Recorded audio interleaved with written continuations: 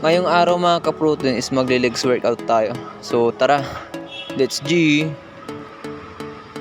So bago tayo mag-workout mga ka-protein is warm up muna tayo. Yan pala yung warm up ko mga ka-protein, fast forward ko lang. Then ito yung una kong ginawa mga ka-protein, dumbbell squats. Bali ang ginawa ko dito mga ka-protein is 2 sets tapos 12 repetition.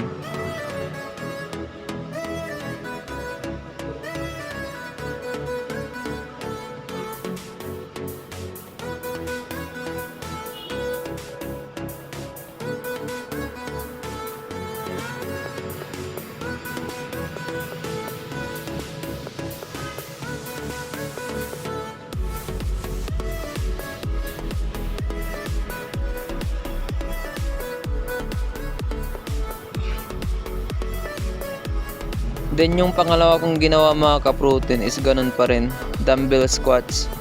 Bali ang ginawa ko dito mga ka-protein is 2 sets tapos 12 repetition. Yun lang mga ka-protein, is ito is medyo mabigat to kaysa dun sa nauna.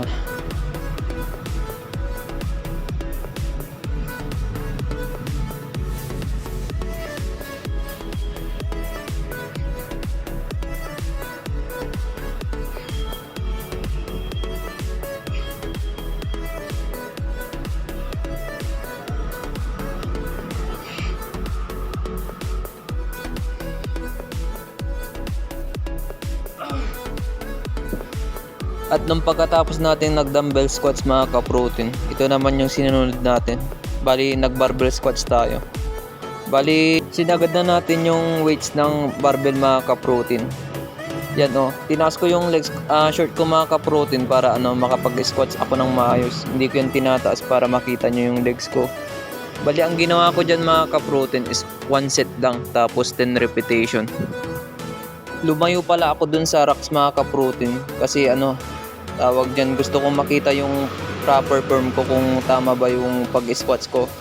Bali lumapit ako dun sa salamin mga ka-protein para ayun, makita yung proper form ko sa pag-squats. At gumagaan din yung pakiramdam ko mga ka-protein pagka nagbubuhat ako, pagka harap ko yung salamin. Ewan ko kung bakit, pero sa akin kasi ganun na pagka kaharap ko yung salamin tapos nagbubuhat ako, alam mo yung tipong ginaganahan ka lalo. Ewan ko kung sa akin lang yun o sa inyo is ganun din.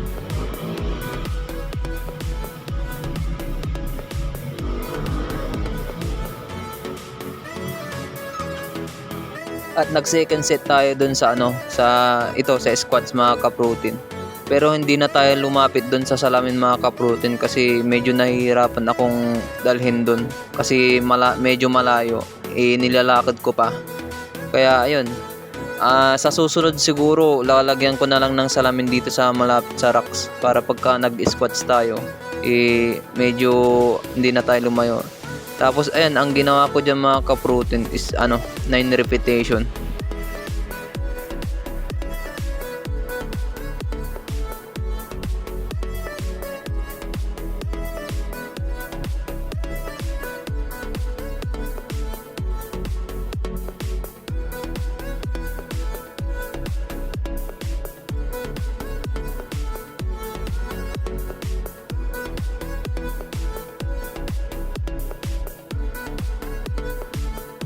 At nung pagtapos natin nag-barbell squats mga ka-protein, sinunod natin yung hamstring natin na training. Bali ang ginawa ko dito mga ka-protein is 4 sets tapos 12 repetition. Saka try nyo itong ginagawa ko mga ka-protein pagka nag-hamstring kayo. Yung barbell o dumbbell pagka binaba nyo, bilangan nyo ng 3 seconds para maganda-ganda yung tama nya dun sa ating hamstring. Huwag nyo kaagad-agad inaakyat o tinataas.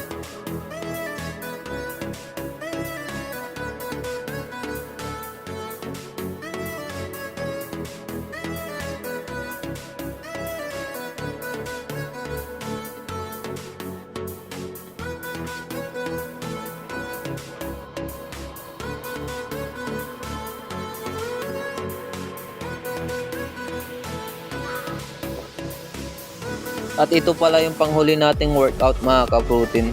Training ko yung calf ko. Bali, ang ginawa ko dito mga ka-protein is 4 sets tapos 22 repetition. May magtatanong na naman dyan na bakit walang glutes exercise or hindi tayo na yung quit na exercise. Hindi na tayo nakapag-workout ng glutes mga ka-protein kasi kulang na tayo sa oras niyan. Bali, ayun, papasok na kasi tayo sa trabaho kaya hindi na natin ginawa yung glutes.